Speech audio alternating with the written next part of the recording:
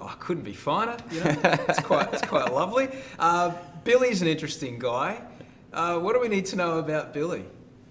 Well, I mean, to know Billy, you got to understand the situation they were in. You know, these guys were complete underdogs. You're dealing with a sport, which I think is true in most sports, is that you have very rich teams and you have very poor teams. Mm-hmm. And how does a poor team stay competitive? You know, you can't fight the other guy's fight.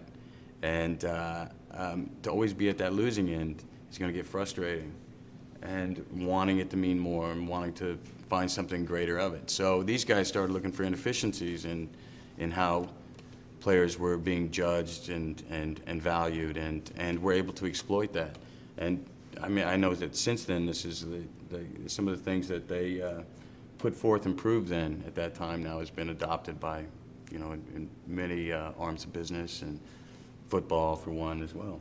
Right. Yeah. It seems though that we don't play. There is a small but potent baseball league in Australia, but it's dwarfed by cricket. But it seems it's similar in that it's the kind of game you grew up playing in the backyard with your dad or with your mates. Yeah, and that's then, true. As it becomes this massive professional thing, does some of the magic get spoiled when you see how much business and metrics go into it?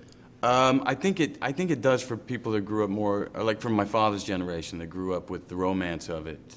For me, you know, I'm quite savvy to everything comes down to economics, and you got to, whatever's filling the seats fills the seats, and if it's not, and you know.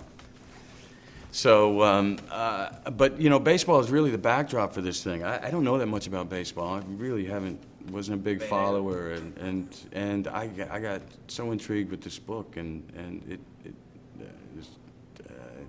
the things that these guys were questioning. You know, these guys were going.